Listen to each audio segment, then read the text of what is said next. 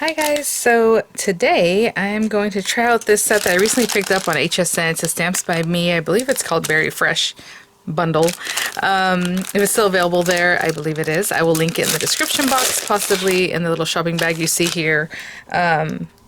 Maybe down low if you click on shop if it's not there. Those would be affiliate links, which means I'll make a small commission if you purchase items through those links. So thanks for using those if you would like to support the channel. I would really appreciate it. So I already unboxed this. I did a whole thing. Oh, how funny. You know what? I grabbed paper already just to get started because I knew I was going to stamp the little gnome. He's so cute. But we should use this paper because it's there. So I just grabbed a regular red, and I was even thinking, oh, maybe some metallic paper would be nice. But that works. Okay. All right. Let's do that. So I'll use this paper, but excuse me. I'll be using my circle cutter, my die and press circle cutter. I think I'll cut first and then I'll stamp just so I know where, instead of trying to line it up with the circle cutter, I'll just cut the circle and then I'll stamp the little gnome. He'll be in the little circle with a little bit of glittery kind of around that, a little edge, and then some of the pretty paper. Oh, I love the vellum, but today I think I'm just going to go with the regular paper. But that vellum is absolutely gorgeous. Did we actually open this up? I don't think I did, so let's do a quick little unboxing. I might have gone through some of the paper pads from the other things, but I don't remember looking at these. I love the subject matter here, but let's check it out. So, again, vellum looks like this, but if you put it on with a white background, it pops. I don't know if this is supposed to look like glitter. It kind of looks like glitter, doesn't it? So there's that one. And then we have these guys. I mean, you guys, look how pretty and bright that is. I love it. So there's 2 sheets of each. Little green plaid. I would definitely put this on a white card base or at least a white card topper so that it pops the way it does. Look how juicy that is. That is really nice. And then, oh, little blossoms. Really cute. I would say this looks more like citrus blossoms, which has lemons and strawberries. And then this guy, look at that. I mean, how pretty is that? Just, oh, lovely. I was going to say with a sentiment and maybe not much else just to really show off that vellum. So there's that. And I think this has appreciation price for 2 more days. I had mentioned, or I guess today and tomorrow, that those appreciation prices were for the month. It's just basically sale prices here and there on quite a few items actually. And then let's open this guy up because I'll definitely want to put some of this on the background of my card. And then, of course, it comes with stamp set and dies, acrylic stamp set. The dies are super cute. I love that everything's separate from the strawberry. So you have a background piece, the topper, and then the calyxes. Just because it just makes it really nice. Again, really nice to cut with felt. I think that'd be lovely. Okay, so these are very similar. So we have that kind of glittery, I guess, paper. Look at this one. I know Tony had examples, Tony over there with Stamps by Me, that were like fussy cut and then placed on things, so something to think about. It's cute, a little stripe. There's 2 of each. This one's just adorable. I know a lot of my paper is going to be covered up, so I'm not sure which one of these I'm going to use quite yet. Probably just go with something that has a lot of background, you know what I'm saying? Like instead of a larger image like this, it's going to be covered up. Like this isn't too bad. A little strawberry lemonade. One of my favorite drinks. I remember a long time ago I used to always make strawberry lemonade. I don't know what happened. And then this guy, this is very cute. Actually, maybe we'll go with this. Because the pattern is small enough that you can still see some even though the gnome is going to be covering quite a bit. Let me see how big this gnome is. So, in my mind, I'm going to cut a circle, and even if some of this is off, that's fine. You know, I'm not saying the whole circle has to be the whole guy. And then another circle around that. So, let me think about how big this might be, because I'm just going to do an A2 size card. But I do want some, let's say, a 3.5 inch circle, and then the next one can be 3 3/4. Yeah, let's do that. Okay. Okay. 3.5 and then 3 3/4. So let me get my card base. I already had this cut from the other day. It's from an A2 size piece of paper. It's 8.5 by 5.5. I'm going to score it at 4 1/4. Boop, boop, boop, right there. And then my topper paper. I don't know if you call it, I guess the background, because the topper would be the other thing, wouldn't it? Okay, so 4 1/8, that's my preference. If you don't want it to be so tight with the 3 3/4 inch circle, you know, just do 4 1/4 by 5 1/2. But I'm gonna do 4 1/8 by 5 3/8. Sorry, this is 8-inch paper. I don't know if I mentioned that. That looks really big. That's cool. Maybe it's a pattern. I don't know why the paper looked a lot bigger. You know, funny enough, I was gonna say, did I measure this to 5 1/2? Because sometimes I'll cut papers and I actually only needed whatever size for like a matte layer, and this looked a little tall to me, but it is a little bit taller than 5 1/2. Okay, the smallest amount. Again, we're eyeballing these things even when you're using a trimmer, so yeah, it's possible. There we go. That's better. I'm gonna glue that down. Sometimes I'll cut a matte layer, so I'll cut my paper at 5 3/8 like that. And then the other half is bigger than 5 1/2, right? And this time it just looked a little bit bigger than I wanted. Okay. All right, let me get my circle cutter. It's right back here. I'll clean this up and I'll be right back. So let's bring this over. This is alcohol ink marker paper. I need a 3 1/2 inch circle from that. So let's see, this is retracted, everything's good. I'm gonna set that by loosening this up to 3 1/2. Look at the little gauge there. 3 1/2 or so. Let's go ahead and turn this top piece so that our blade comes out. If you I was gonna say have, and you guys, if you guys have this, the refill blades are on mydieandpress.com, and I do have a 10% off code for you guys if you would like. That info will be in the description box. It's basically VCDP, and you'll get 10% off. Actually, before I engage it, a lot of times I go like this just to make sure that if I'm using this, like it's going right there. Yep, this should be plenty of room. I just kind of give it a quick, if I'm not putting it in the center of my paper, especially this paper, I like to conserve it as much as I can. I'll just give it a quick roll around to make sure it'll be okay. I'm gonna go ahead and engage that. So yeah, the refill blades are there on mydieandpress.com. So 3 1/2. Sorry about that sound. Got that. Not too bad. And then again, I'll just take the blade back up. And now 3 3/4. Again, this isn't, you know, 1 inch. Like if you look at it, just know that when you go to loosen it up and you're using the guide, just trust it. So it's 3 3/4 about right there. I'm gonna lock that in. Grab this glitter. But yeah, 10% off every day there. They did change some of their shipping policies a little bit ago, but I think, I want to say you still get free shipping with an order over 45. Is that right? After taxes, after discounts. Okay, so anyway, let's see. This is going to be, the blade's kind of like in the middle here, so I just like to make sure I have enough. Okay, that looks good. And let's go for it. This is not the thinnest paper in the world. I am pressing down kind of hard, but you don't have to do that. I think I showed you guys last time I pressed down a little too hard. You don't have to. But look at that. All right, so there's our circle. I mean, you can take that thing and get it a little bit smaller and take that middle part out if you really want to preserve that or use it for something else, but there you go. All right, so that's good. I'm gonna take this up. Now I am gonna use my stamping guide to stamp this because I wanna make sure that I get my image where I want it and all that, but you can definitely stamp on this side, but generally this is for cutting, but you can turn this thing over. It's fully magnetic and you can stamp on that side. Don't cut on this side because this is not self-healing. It shows you there, don't cut. But you can definitely stamp on this side, do your stenciling. So you can do all your stenciling, all that kind of stuff, and just wipe it off and you're good to go. Okay, let me get my stamp positioner, my ink, and I'll be right back. I'm just going to tuck that circle right up into that corner. Just sticking down the very small amount of it because I don't know how much of the image is going to be up in that area. Super cute. He'll just be peeking out there. Oh, I totally forgot. We also need a sentiment, huh? So I'll probably just cut that away. Alright. Oh, this one was much less stuck to the carrier. I know that last video I did, it was really on there. So, okay. Let's make sure I think that's cute. So all the way up to here, and then just this bottom area is cut away, and then maybe the sentiment will be here or something. So I'm offsetting it a little bit. Let's pick that guy up. It's just a line stamp, so it shouldn't, you know, be too difficult to get that stamped out.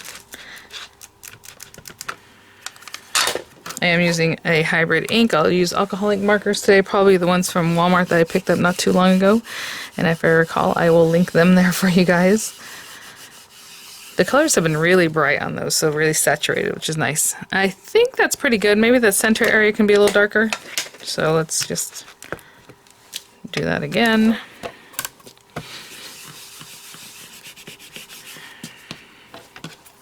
Yep, all right. I will clean this up and let that dry completely with the hybrid ink is before you go in with your alcoholic markers, otherwise it will smear. So I will be right back. Okay, guys, I think I'm ready. Now I will say, I'm gonna use this as inspo because I was like, what is this line behind him? Because obviously we have these curly cues, and it's actually a lemon. So I mean, you can color it however you want, but I will go ahead and do the lemon thing. He's holding a strawberry. These are his little hands. They look like little mitts. He can be wearing gloves, however you want to color those things. So I'll have that with me just so I can kind of see what goes where. And I have my little Walmart Royal Langnickel markers there.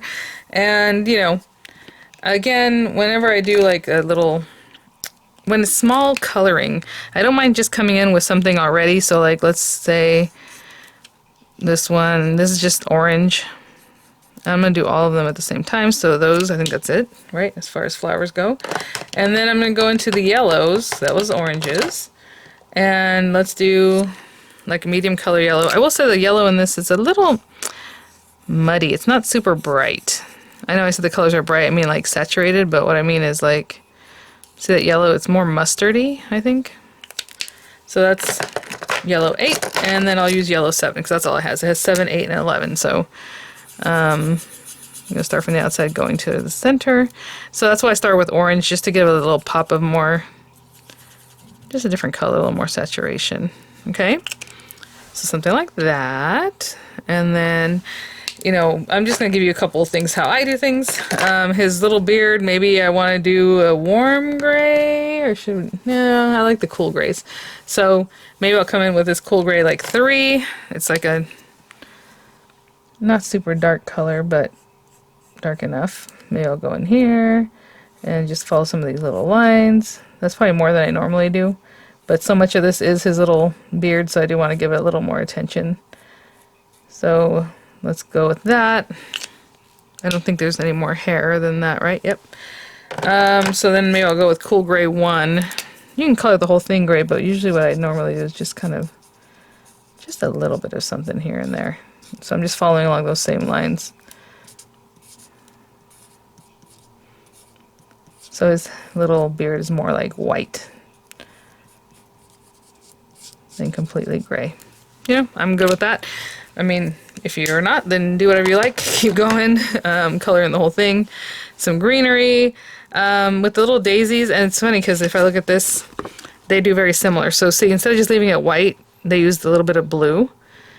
And that's probably what I'll do too. I always use like a light blue, a light gray, or like a tan color, very light if it's like baked things, or it just depends on what you're coloring and what you think would look the best. And I want the lightest blue, and this one doesn't have super light blue, but I guess light blue number 4 is the lightest one that I really, that might work for me. So I take that, and I'm just gonna go in here like this. Just a little something, and I'll do that with all the little flowers. I think maybe a cream color would look nice too. Just a little something. So it doesn't look like you forgot. But again, I probably would have gone with a lighter blue. Or maybe, remember I talked about Blender being an eraser, maybe for this that'd be good because it would lighten it up just a little bit. So I'm going to come in and just try to basically erase a little bit of that blue. And it should lighten it for me. So, and it looks like it did. Right? It softened it a lot. So I'll do that. I'll use my blender as a softener for the color there. You know, I'll do my hat. His little skin tone. I have this color tan in here. Tan 1 and 11. So yeah, it skips from 1 to 11, but there you go. So I would just take like this guy and maybe come in here into the little... I don't really do a lot of, where's your light coming from? But since I did the darker area on the flowers over here, I'm going to do the same thing for his nose and everything, right? So now I go around with the lighter color tan and just come in and start with the dark to pull it through. And I mean, that's basically it. Okay, so yellow for the lemon. It looks like there's a little bit of leaf here, which you can't barely tell it's a leaf, but that's what, or something. I don't know. What do you guys think? It looks like a very stylized kind of leaf. So I might just color it green. And yeah, I mean, I'll be back.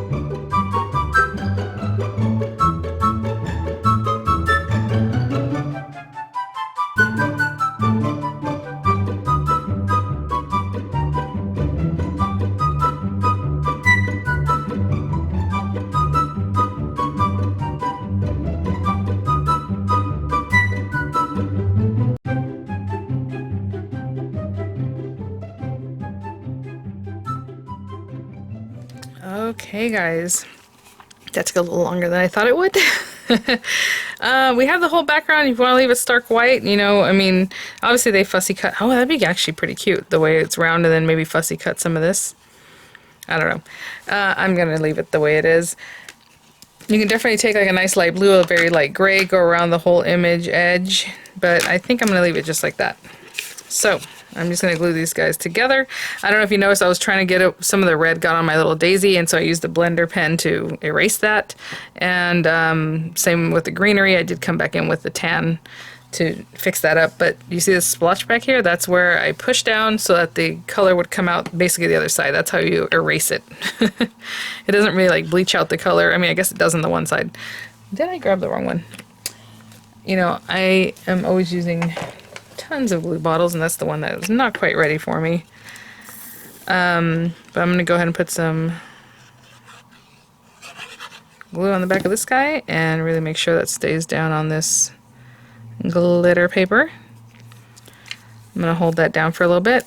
That was really fun. I love, you know, I didn't want to copy this completely as far as the blue, but I was like, purple, he's already wearing brown down here. The brown really pops down here, his little shoes. Look how cute. I just went from a dark brown to like a very medium brown, and how cute. I mean, these things, they're really good, guys, as far as alcohol ink markers, in my opinion, for them being like, I don't know, what was it, $35 or something? $36 for 80 of them?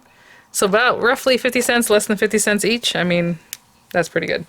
Okay, let me put these guys away, bring everything back. We'll stamp a sentiment and go from there. So I know sometimes as colors or these alcoholic markers like dissipate, the alcohol sometimes they lighten up, and that's why you really, like even what I showed you on the back, you're supposed to do so much color, so much saturation that it goes through to the back of your paper. It looks almost the same from the front and the back. I hardly ever do that, but that's the rule of thumb. I suppose you could do it this way too, and if I thought about that, I would have had the strawberries oriented that way. I'm going to put this down flat because I'm going to put our sentiment somewhere. Let's see. Yeah, so that's how saturated it should be. That's the rule of thumb there. Oh, thank you very much. Walking on Sunshine. I mean, we could have stamped that within that guy too. Squeeze the day. Oh, and you're so sweet. Oh my goodness, they're all very cute. Maybe I'm going to put this up here. Maybe up there and then the sentiment here. I don't want to cover too much up of the work I did. That's why I kind of wanted it to be up here. Yeah, let's do thank you very much. I'm going to stamp it. Of course, I have a ton of dies that'll cut, you know, a tag and all that fun stuff. And then I end up just doing this by hand. Let me stamp this guy on a piece of white cardstock. And then just freehand. I always say whenever you do anything freehand, you probably want to, the rule of thumb on this also is try to get a stamping block that's about the size of what you're stamping because you have better control. But, you know, this isn't the biggest deal. Let me grab a scrap of paper. Okay, of course, when I want a quick scrap, there isn't one to be seen. Oh, you know what? I'll be right back with this aside. This is just some alcoholic marker paper that I had just used. I can tell that that's crooked, so I'm going to have to deal with that. But, or maybe I should stamp on this side. This is nice and straight. So I'm going to ink that up. And hopefully I don't have to do it again. That way I can use this piece. If not, I'll look for another scrap of paper that I'm going to cut. And let that soak in. Make sure I'm not pressing too hard, but I am making sure that all the areas are touching. So hopefully when I lift it up, it's stamped and it's really great. I'm just going to take this again to my paper trimmer, and I usually put music over, but what I do when I do this, and I grab the green paper, I think I'll layer it, matte layer with green, that'd be cute. Again, I try to find a spot where it's already nice and straight, so all I have to do over here, and maybe you want to put a little dovetail, you know, think about that. If you want to do a dovetail, leave yourself a little extra so you can actually dovetail it. I'm just eyeballing about how much I have here, and at the top, it's a little bigger than I normally leave. You know, that's pretty centered, right? How much paper is here to here, and then the very top to here, I probably want to cut off about that much. This one's a little bit crazy because the sentiment, the script, I want to make sure that that's okay. That looks good there. Not bad, right? And then I take this and I find another right angle. It's so funny because Miranda's learning about them right now. I'm like, oh man, she got it right. And I was looking at her little homework. So that's really great. She's like, she said obtuse funny. She called it like obtuse or something. I forgot. So maybe I start here, you know, because I can tell this paper's crooked.